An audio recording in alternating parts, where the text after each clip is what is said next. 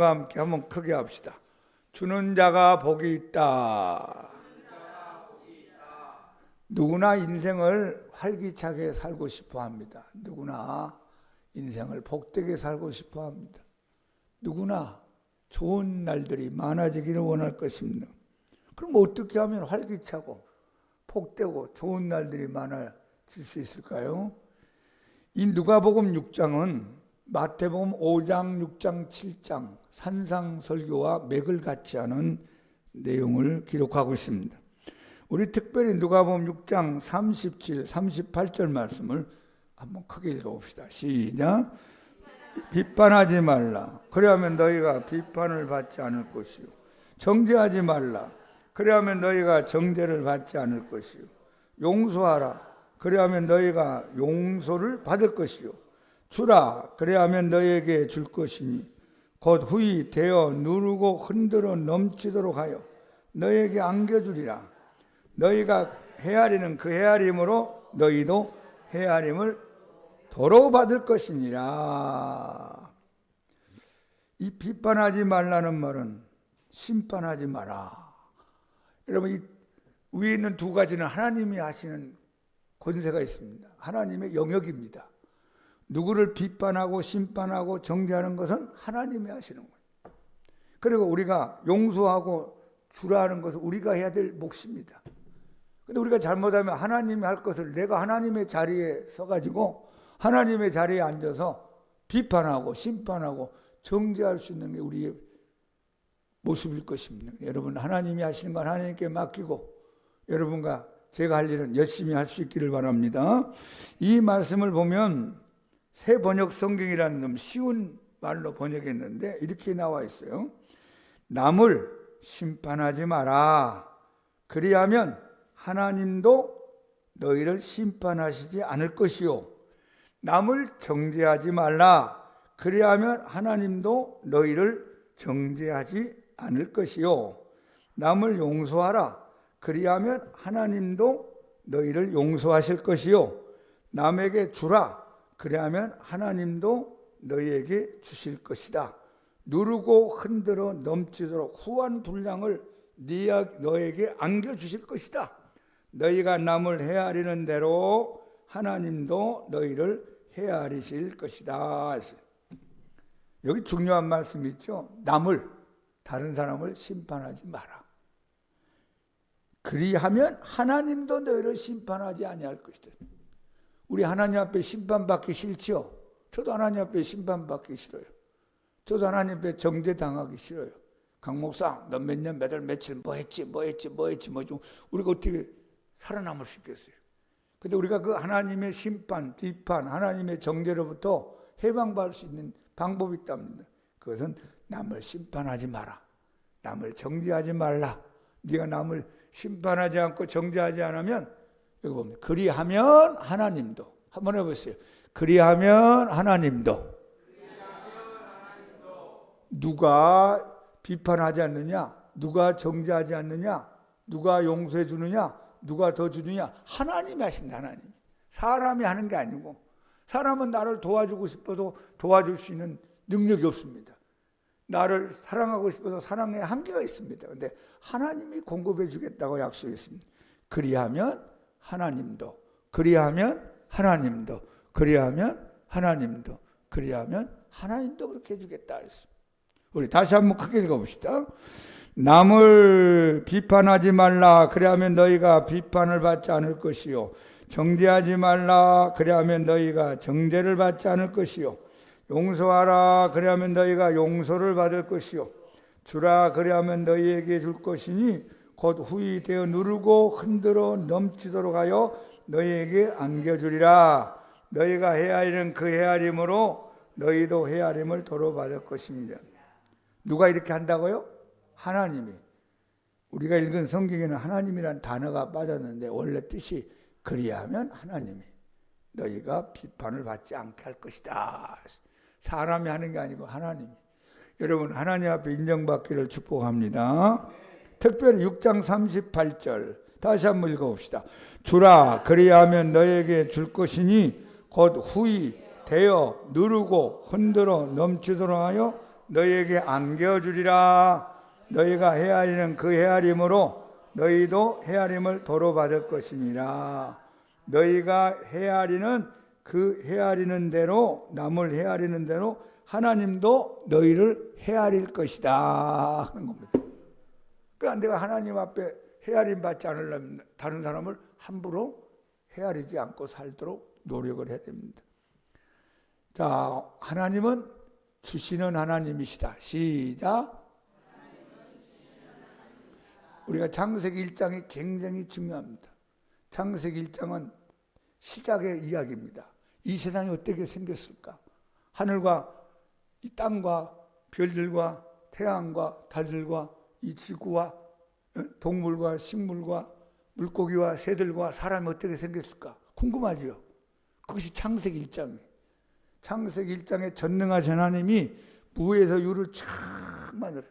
빛을 만들고 하늘을 만들고 그리고 식물들을 만들고 나무를 만들고 땅을 만들고 땅 위에 짐승들을 살게 만들고 물속에 물고기들을 살도록 만들고 그리고 산을 만들고 나무를 만들고 열매 맺도록 만들고 마지막에 가서 우리 인간들을 만드셨습니다. 그러니까 순서를 가만히 보면은 아담이 제일 처음에 창조된 다음에 눈을 딱 뜨고 보았더니만 다 준비가 되어 있는 거예요. 다 마련되어 있었어요. 야, 태양도 있고 달도 있고 별들도 있고 하늘도 있고 땅도 있고 물도 있고 나무도 있고 새들도 있고 물고기도 있고 아담이 만든 건 하나도 없어요. 하나님의 은혜로 그냥 아담이 눈을 뜨고 보니까 주님이 다 주셨어요. 얼마나 고맙습니까? 여러분, 공기를 누가 만드셨어요? 하나님이 주셨어요. 응? 여러분, 밥 세끼 먹는 건 누가 주시는 거예요? 하나님이 주신 거예요. 여러분, 걸어다니고 말하고 생각하고 인생 사는 거 다 하나님이 주신 거예요. 이 아름다운 가을 날씨 누가 주셨어요? 하나님이 주셨어요. 할렐루야. 아담은 그걸 누리기만 하면 돼요. 하나님은 다, 여러분, 해와 달과 별들은 하나님에게 소용없어요. 하나님은 해와 달과 별들이 존재하기 전부터 하나님은 영원부터 영원까지 계신 겁니다. 하나님이 하나님 필요 없어요. 하나님 물 마시지 않아요. 공기 마시지 않아요. 하나님 단풍 그런 거 하나님 필요 없어요. 다 여러분과 나를 위해서 하나님이 다 주셨답니다. 거기다가 예수님까지도 우리한테 보내주셨어요. 우리가 아직 죄인 됐을 때 우리를 위하여 예수님을 보내주셔서 예수님을 십자가에 못 박혀 죽기까지 주셨어요. 그리고 여러분, 하나님이 예수님을 믿는 자들에게 구원을 주시고 영생을 주시고 천국을 주시고 기도 응답도 주시고 할렐루야. 여러분에게 기쁨도 주시고 사랑도 주시고 소망도 주시고 여러분 가족도 주셨죠. 가족. 우리 아버지도 주시고 어머니도 주시고 아들도 주시고 딸도 주시고 친구도 주시고 이렇게 예배 드릴 수 있도록 하신 건 다 누가 했다고요? 하나님이 하셔서 하나님. 우리에게 귀한 성경책도 주시고 우리에게 귀한 믿음도 주시고 우리가 천국 갈 수 있는 길도 열어놓으시고 이거 하나님이 하신 겁니다. 그래서 이 하나님이 우리에게 주신 모든 것을 한마디로 딱 요약하는 단어가 있어요. 그것을 은혜라고 합니다. 은혜. 은혜가 풍성한 하나님은 믿는 자 한 사람 한 사람 어제나 오늘도 언제든지 편찮고 보호해 주시네. 주여 주여 성령의 은사들을 이 시간 내리어 줍소서. 성령의 뜨거운 불길로서 이 시간 충만케 하소서. 하나님은 주시는 하나님이시다. 다시 한번 시작. 몇 년 전부터 많이 부르는 복음성가가 있습니다. 송경민이라는 분이 작사 작곡한 은혜라는 찬송이 있습니다. 가사 나와 있죠? 자, 한번 읽어봐요. 내가 누려왔던 모든 것들이, 내가 지나왔던 모든 시간이 내가 걸어왔던 모든 순간이 당연한 것이 아니라 은혜였소. 아침에 해가 뜨고 저녁에 노을, 봄의 꽃 향기와 가을의 열매, 변하는 계절의 모든 순간이 당연한 것이 아니라 은혜였소. 모든 것이 은혜, 은혜, 은혜, 한없는 은혜. 내 삶에 당연한 건 하나도 없었던 것은 모든 것이 은혜, 은혜였어. 할렐루야. 자, 2절도 한번 보았어요. 내가 이 땅에 태어나 사는 것, 어린아이 시절과 지금까지 숨을 쉬며 살며 꿈을 꾸는 삶, 당연한 것이 아니라 은혜였어. 내가 하나님의 자녀로 살며 오늘 찬양하고 예배하는 삶, 복음을 전할 수 있는 축복이 당연한 것이 아니라 은혜였어. 할렐루야. 은혜, 은혜, 은혜. 집에 가서 많이 들어보기 바랍니다. 그러니까 이 세상에는 하나님의 은혜를 알고 사는 사람이 있어요. 하나님의 은혜를 모르고 사는 사람이 있어요. 여러분은 하나님의 은혜를 알고 살기를 바랍니다. 한번 해보세요. 하나님의 은혜를 아는 은혜를 주옵소서. 이것도 은혜를 받아야 돼요. 그래야지 이게 은혜구나 이걸 알아본답니다. 제가 목사 된 게 은혜. 제가 뭐 잘나서 목사 되고 뭐 똑똑해서 목사 되고 내가 목사 되겠다고 손들어서 목사 되고 우리 집안이 다 예수 믿어서 목사 된 게 아니라 하나님이 강 목사님 나와서 너 목사해라. 그것도 은혜. 얼마나 고마워요. 이 나이에 설교하고 여러분들하고 하나님 이야기하고 오후에 130명 정도 찾아오신 분들 앞에서 하나님 말씀 나누고 하나님 이야기하는 거, 이게 은혜입니다. 할렐루야. 그러니까 여러분도 다 지금 은혜로 살고 있어요. 은혜를 아는 은혜가 임하기를 바랍니다. 없는 거, 부족한 거, 모자란 거 비교하면서 고민하지 말고 낙심하지 말고 우울하지 말고 하나님이 나에게 주신 게 얼마나 많은가 헤아리면서 은혜에 감사하며 사는 우리 모두가 되기를 축복합니다. 여러분, 예수님도 생각해 보세요. 예수님 한번 해봅시다. 예수님은 주시는 예수님이시다. 예수님은 하나님의 뜻을 이루시기 위해 이 세상에 오셨고 죄인된 우리 인간들을 구원하여 하나님 자녀 영생 천국까지 가도록 하기 위해서 예수님이 오셨습니다. 예수님의 일생을 한마디로 주는 것이었어요. 섬김이었어요. 자, 우리 마가복음 10장 45절 다 같이 시작. 인자가 온 것은 섬김을 받으려 함이 아니라 도리어 섬기려 하고 자기 목숨을 많은 사람의 대속물로 주려 함이니라. 이게 마가복음이 16장까지 있는데 1장부터 16장의 전체의 대표하는 요절이라고 그래요. 대표 요절이 10장 45절입니다. 인자가, 나 예수가 이 세상에 사람의 모습을 띠고 이 세상에 찾아온 것은 내가 섬김을 받으려고 함이 아니라 도리어 섬기려 하고 자기 목숨을, 예수님 목숨을 많은 사람들을 살리기 위하여 대신 제물이 되기 위하여 내가 이 세상에 주려고 왔다. 내 목숨을 주려고 왔다 하는 겁니다. 예수님의 정신, 예수님의 삶의 자세, 예수님의 마음은 주는 것이었어요. 섬기는 거였습니다.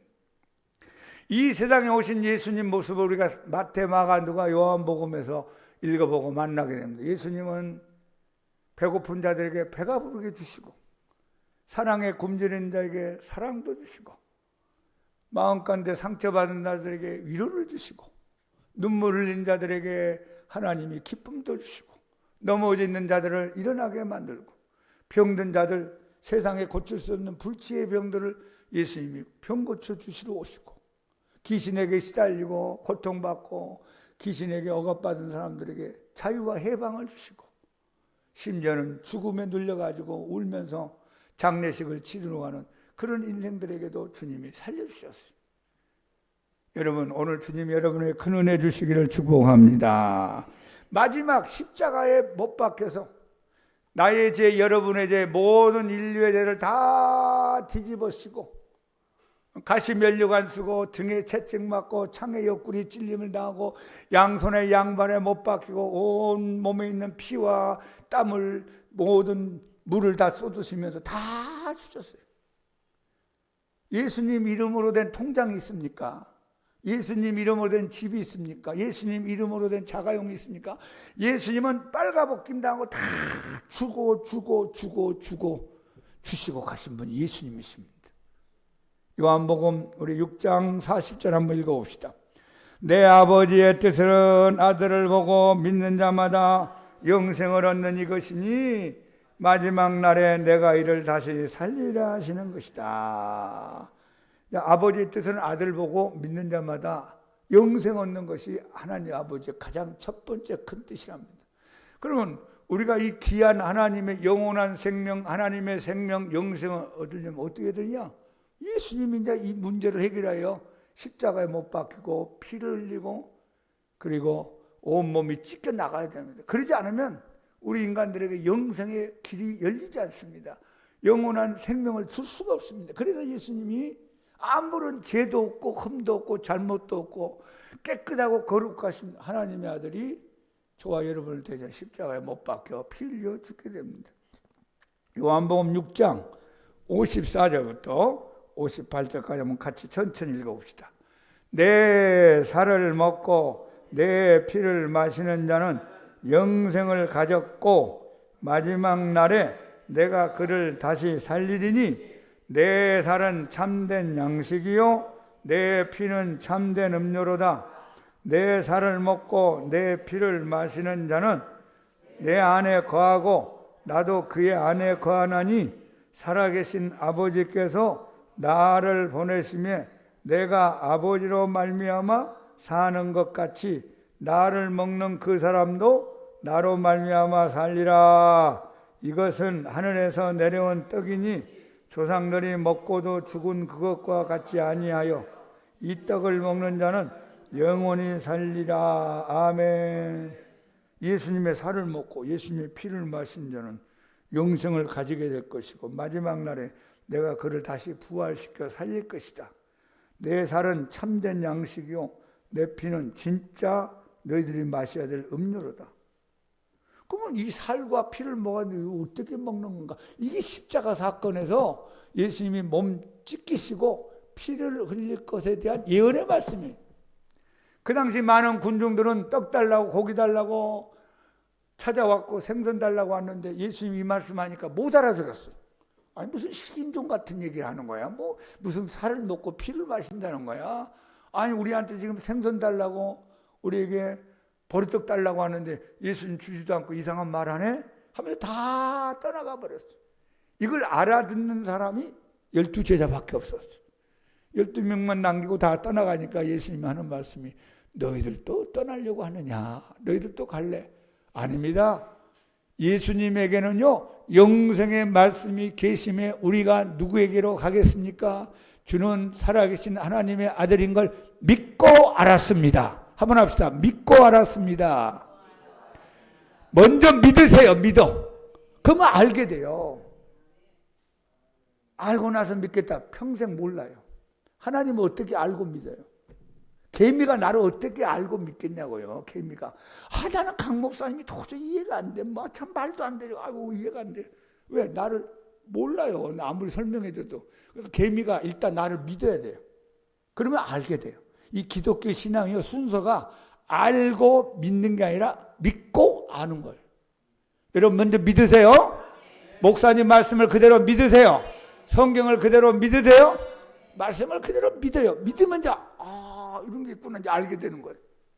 베드로가 말했어요. 믿고 알았습니다.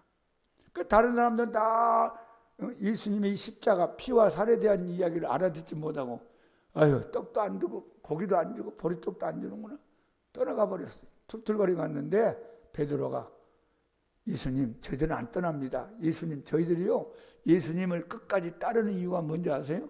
예수님에게 영생의 말씀이기 때문에 따르는 겁니다. 그러니까 베드로가 알아들었다 그 말이에요. 여러분도 설교가 알아들어지기 바랍니다. 깨달아지기 바랍니다. 그 말씀이 가슴에 확 와야 돼요. 그게 은혜 받는 거예요. 주는 살아계신 하나님의 아들인 것을 우리가 믿고 알았습니다. 다른 데는 영생이 없다 그 말이에요. 다른 데 가서는 영생 얻을 길이 없습니다. 오직 예수님에게만 영생이 있는 걸 우리가 깨달았습니다. 그러므로 저희들은 목숨 걸고 예수님을 따르기로 결단했습니다. 예수님 떡을 줘도 좋고요, 떡을 안 줘도 좋아요. 세상 것 뭐 그것 때문에 따르는 게 아니고요. 예수님에게만 영생이 있다는 걸 내가 깨달았으니 예수님 절대로 떠날 수 없습니다. 여러분, 예수님 안 믿어도 잘 된 사람도 있어요. 죄 짓고 살고도 잘 나간 사람도 있어요. 그러나 그들에게 없는 게 뭔지 아세요? 영생이 없어요. 영생. 여러분에게는 이 세상에서 가장 귀하고 복된 영생이 있는 줄 믿습니다. 이걸 예수님이 우리 인간들에게 주시기 위하여 십자가에 못 박혀 피 흘리고 눈물 흘리고 고난당하고 창에 찔리고 가시 면류관 쓰고 등에 채찍 맞고 하나님 앞에 심판받고 저주받게 된 것입니다. 주님의 생애는 주시는 생애였어요. 여러분도 이렇게 오늘 이 시간 불러 모아서 예배드리게 하는 것도 여러분에게 뭔가 주고 싶은 주님의 마음의 뜻이 있어요. 나는 하나님 앞에 하나 드리면 하나님이 여러분의 10,100을 드립니다. 오늘 여러분, 하나님이 여러분에게 많은 은혜를 주시기를 축복합니다. 사도행전 20장 35절 다시 한번 읽어봅시다. 범사에 여러분에게 모본을 보여준 것과 같이 수고하여 약한 사람들을 돕고 또 주 예수께서 친히 말씀하신 바 주는 것이 받는 것보다 복이 있다 하심을 기억하여야 할지니라.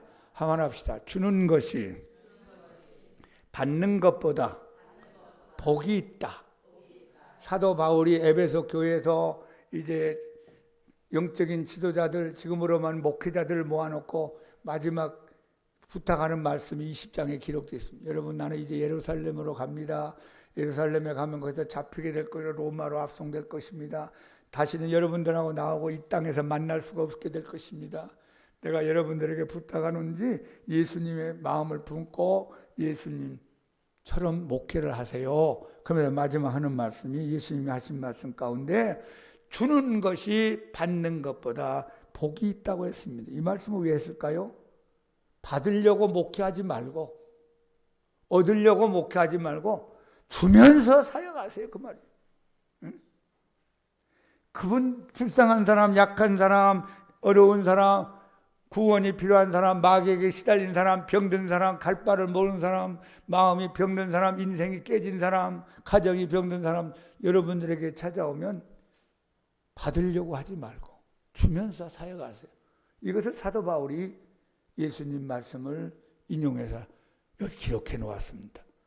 여러분, 우리도 예수님 마음을 본받고 예수님 신앙을 본받아서 받는 쪽보다 주는 쪽의 인생 살기를 예수님 이름으로 축복합니다.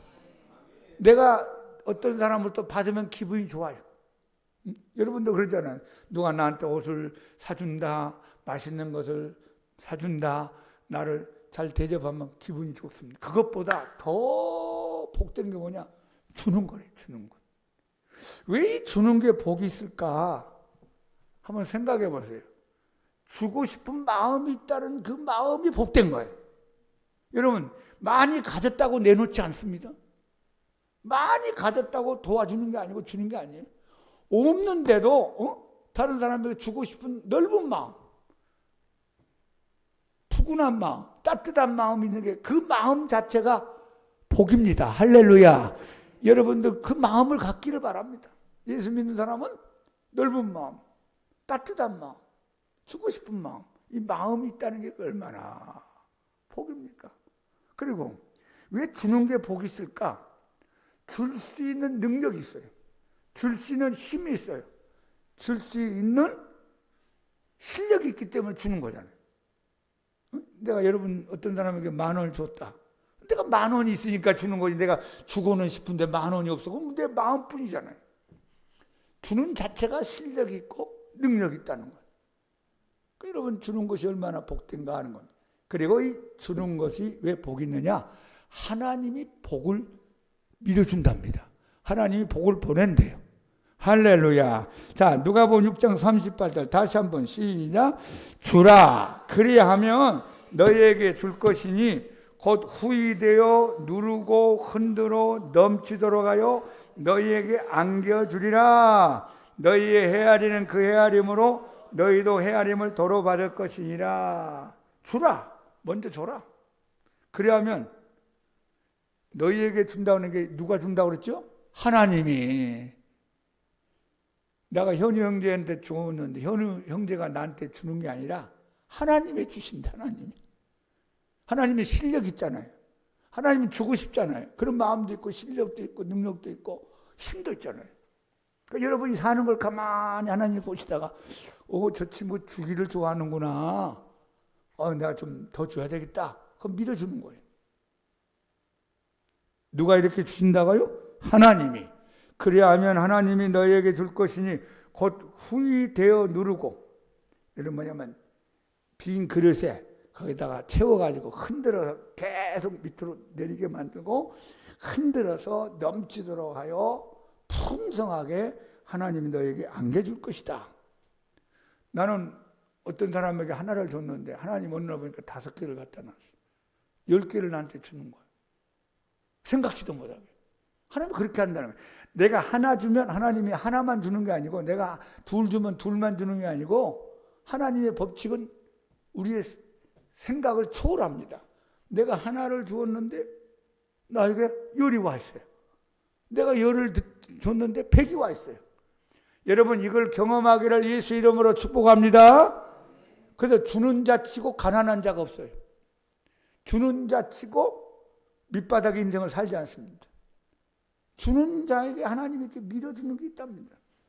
여러분, 고넬료가 베드로를 통하여 성령 받은 이야기가 사도행전 10장에 나와 있는데, 왜 이 10장이 중요하냐면 이방인들에게도 성령이 임하는 사건이 기록된 겁니다. 그 전까지는 예루살렘, 온 유다, 사마리아, 주로 유대 지역 나라에서만 하나님의 복음이 전파되는데, 사도행전 10장에서는 이방인 고넬료가 하나님의 은혜를 받고 성령 받은 이야기를 10장에 기록해놨습니다. 그럼 고넬료가 왜 그런 은혜를 받았을까? 사도행전 10장 앞부분에 가보니까 기도와 구제함이 하나님께 상달되었다 했어요. 한번 해보세요. 기도와 구제가 하나님 앞에 상달돼요. 이 상달이라는 말씀이 무슨 뜻이냐면요, 이 건물을 지을 때 지하를 파고 1층, 2층, 3층, 4층 올라가잖아요. 그러면 계속 벽돌을 쌓아 올라갑니다. 지하 벽돌, 1층 벽돌, 2층 벽돌, 3층 벽돌, 4층의 벽돌에 마지막 공사할 때 벽돌을 탁 쌓고 마무리할 때, 그때 쓰는 말이 상달이라고 해요. 그러니까 고넬료가 기도 벽돌, 기도 벽돌 둘, 벽돌 셋, 기도 해가지고 어느 단계에 올라갔어요. 하나님의 기준에 딱 머물렀어요. 구제 주는 거 계속 주는 게 올라가다 보니까 하나님이 이제 감동을 받고 인정을 해 주셔서 천사를 보내서 고넬료 집에 베드로를 초청하게 만들었습니다. 여러분, 낙심하지 말고 계속 기도하세요. 여러분, 기도 벽돌이 올라가고 있어요. 남에게 주는 거 구제가 또 올라가고 있어요.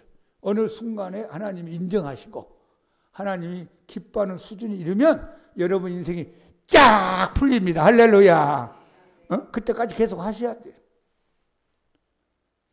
이게 상달이에요. 그래서 고넬료가 이런 복을 받았다는 이야기를 사도행전 10장에 쭉 기록해놨어요. 사도행전 9장에 보니까 거기 나오는 다비다가 병들어서 죽게 됐죠. 죽어서 너무너무 안타까워가지고 시체를 씻어가지고 다락방에 딱 올려놨어요. 깨끗하게 썩지 않게끔 해놓고 가까운 지역에 있는 베드로를 불렀습니다. 베드로님 이거 보세요. 다비다가 저한테 속옷 만들어 주었어요. 다비다가 이것도 나한테 주었어요. 다비다는 더 살아야 돼요. 다비다를 살려주세요. 막 혼자 사는 가부 아주머니들이 나타나가지고 엉엉 울면서 베드로에게 막 탄원을 하고 호소를 합니다. 여러분, 다비다가 평상시에 나쁜 짓 하면 누가 그런 눈물을 흘리면서 살려달라고 그러겠어요. 베드로가 감동을 받았어요. 그래서 다 내보낸 다음에 시신이 있는 다락방에 올라가서 하나님 앞에 간절히 기도했습니다. 기도하고 예수님처럼, 누구처럼? 예수님처럼 다비다야 일어나라 했지만 다비다라는 죽었던 여인의 시체가 얼굴이 따뜻해지고 온몸에 온기가 오면서 눈을 뜨면서 숨을 쉬면서 앉아 일어나면서 말하기 시작합니다. 살아났어요. 그러면 다비다가 살아나게 된 이 복을 어떻게 받았느냐? 그가 선행을 많이 해가고 구제를 많이 했다고 말합니다. 주는 걸 좋아해서 주는 걸. 그러니까 하나님도 감동에 대해서 야 다비다 너 더 살아야 되겠다. 악인들이 더 오래 사는 것보다 네가 더 오래 사는 게 하나님이 기뻐하는 이다. 살려주었고 베드로 사도도 이런 다비다 같은 사람을 더 살게 해야 되겠다. 간절히 기도하고 주위에 있는 아는 사람들 전부 다 울면서 다비다를 살려달라고 아우성을 친 겁니다. 고넬료가 은혜 받은 거, 다비다가 죽었다가 살아난 거, 그 배후에 뭐가 있다고요? 주는 인생을 살았어요. 다시 한번 주는 것이 받는 것보다 복이 있다. 목사님 나는 줄 것이 없는데 왜 줄 것이 없어요? 말 한마디에서 따뜻하게 하는 게 주는 거지. 한번 옆에 있는 분 인사합시다. 예수 이름으로 축복합니다. 좋은 날들이 많아지기 바랍니다. 이런 말로도 줄 수 있잖아. 말로 따뜻한 미소로 얼굴이 환한 천사의 얼굴로 따뜻하게 나를 바라보면 얼마나 좋아요. 그것도 주는 거잖아요. 인상 쓰고 막 화를 내고 막 말을 함부로 하고 막 던지고 그러면 그건 주는 게 아니지. 해를 끼치는 거지. 따뜻한 미소, 말 한마디, 작은 거 하나라도 볼펜이라도 하나 주는 게 얼마나 아름다워요. 그 사람을 하나님이 밀어준다는 겁니다. 거기다 여러분이 물질적인 여유가 있으면 여러분 물질 여유의 범위 안에서 빚내고 하란 말은 아닙니다. 억지로 하는 거 아니에요. 여러분이 할 수 있는 범위 내에서 이 정도 내가 감당한다. 그럼 남에게 선을 베풀고 구제도 하고 나누고 하고 선물을 해주면 얼마나 좋겠어요. 이게 인간관계를 아름답게 하는 겁니다. 제가 예전에 목회 초창기에 그때는 이제 어려웠잖아요. 교인도 별로 없고 헌금도 교회 운영하기도 힘들고.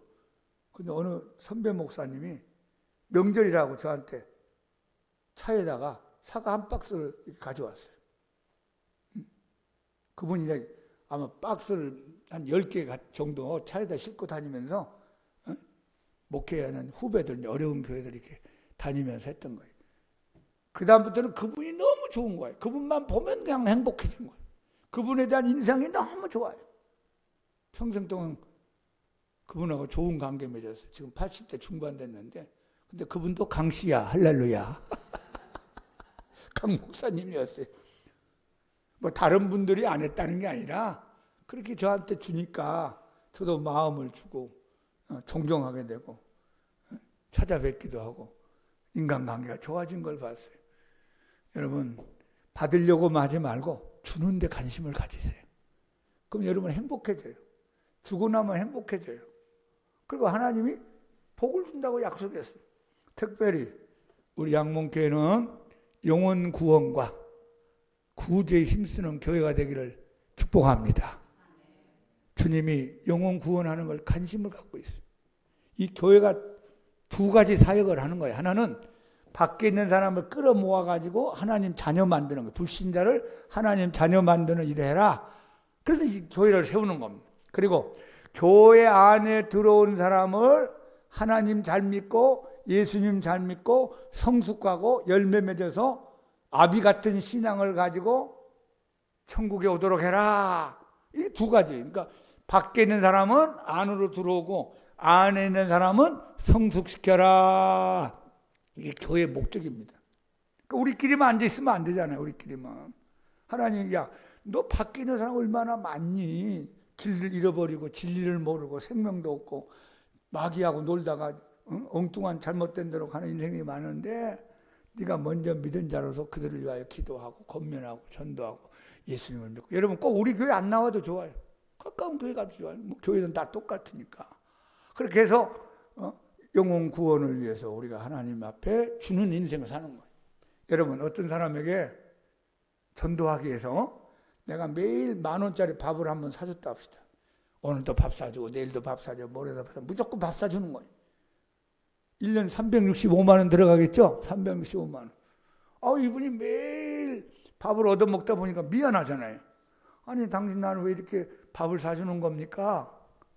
연말에 가가지고 미안해서 나도 당신 소원 하나 들어주고 싶은데 뭘 원하십니까? 딱 한마디. 다른 게 아니고요. 저와 함께 교회 갑시다. 그까짓 거 어렵습니까? 교회 가면 좋은 말씀 하는데 따라가겠습니다. 그러면 365만 원을 내가 주었는데 365만 원 때문에 영혼이 구원됐다. 얼마나 복되고 값진 겁니까? 할렐루야. 1억을 줘도 구원시켜야 되고 10억을 줘도 구원시켜야 되고 그런 것처럼 우리가 영혼 구원을 위해 주는 거 하나님이 좋아합니다. 그리고 신구약에 어려운 사람을 도와주는 거, 나보다 약한 사람, 부족한 사람, 넘어지는 사람, 나의 도움이 필요한 사람을 도와주는 걸 주님이 굉장히 좋아합니다. 자, 우리 한번 잠언서 11장 한번 읽어봅시다. 11장 24 시작.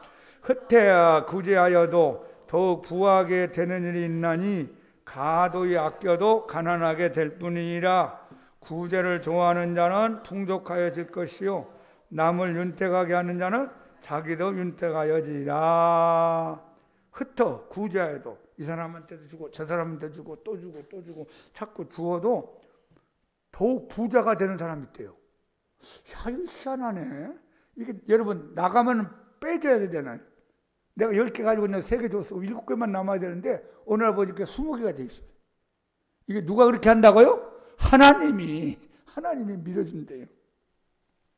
흩어 구제하여도 더욱 부하게 되는 일이 있나니 과도히 아껴도 아끼는데 어디 간지 다 모르겠어요. 쓸데없는 돈이 다 날아가 버렸어요. 병원비도 다 날아가 버렸어요. 나는 그렇게 막 아침 일찍부터 밤늦게까지 뛰어다니고 잠도 못 자고 고생하는데 나중에 보니까 남는 게 없는 거야. 그런 경우도 있답니다. 인생사 그러죠. 구제를 좋아하는 자는 풍족하여질 것이요 남을 인생을 이렇게 윤택하게 부드럽게 아름답게 행복하게 만든 사람은 그 사람 자신이 윤택한 복을 받게 될 것이다. 이 배후에 누가 있다고요? 하나님이. 그리하면 하나님이 너희에게 주실 것이었어. 잠언서 28장 27절 시작. 가난한 자를 구제하는 자는 궁핍하지 아니하려니와 못 본치 않은 자에게는 저주가 크리라. 가난한 사람을 불쌍히 여기고 도와주는 자는 궁핍하지 아니할 것이다. 하나님 약속했어요. 너 절대로 너 굶기지 않을 것이다. 책임지 마. 그러니까 여러분 남을 도와주는 것은요 하나님에게 드리는 거나 마찬가지. 자, 그 다음 기절 보세요. 19장 17절. 가난한 자를 불쌍히 여기는 것은 여호와께 구워드리는 것이니 그의 선행을 그에게 갚아주시라. 가난한 자를 불쌍히 여기고 도와주는 것은 하나님 앞에 구워드리는 거예요. 여러분도 양심이 있으면 누가 나한테 돈을 꿔줬으면 나도 갚아야 될 마음 있잖아요. 그렇잖아요. 내가 다른 어려운 사람을 이렇게 도와주면은 그것이 곧 하나님에게 구워드리는 게 된대요. 그럼 하나님이 빚지고 가만히 있겠어요? 하나님이 꾸임받고 가만히 있겠어요? 거기다가 원금 플러스 따따블 해가지고 몇 배로 여러분에게 줄 수 있다는 겁니다. 할렐루야. 다시 한번 가난한 자를 시작.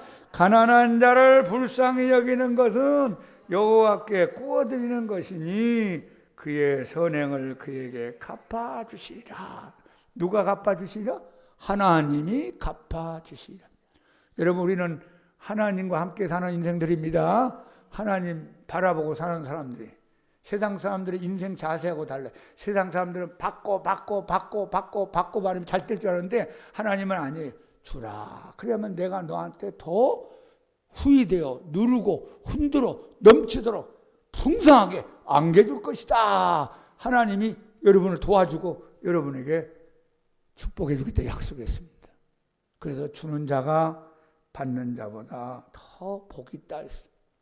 저 이스라엘 나라에 가면 북쪽이 갈릴리 호수가 있고 이 남쪽에가 사해바다가 있습니다.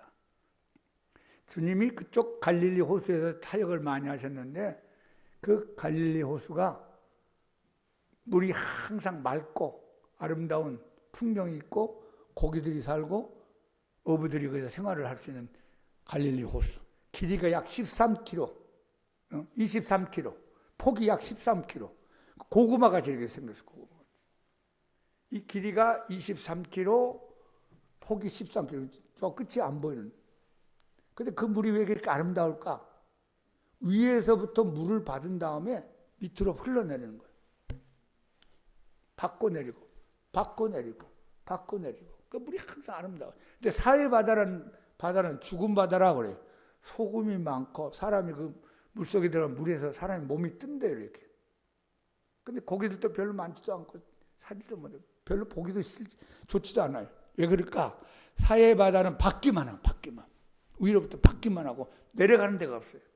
여러분이 밥을 먹고 내보내지 않으면 어떻게 살겠어요? 하나님의 은혜를 많이 받고, 하나님의 사랑을 많이 받고, 하나님의 축복을 많이 받고, 또 밑으로 흘러보내고, 다른 사람에게 나누어주고, 베풀며 도와주며 사는 인생이 되면 여러분 인생이 아름다운 인생, 복된 인생, 행복한 인생, 하나님이 기뻐하는 인생이 될 줄로 믿습니다. 주는 자가 받는 자보다 복이 있도다.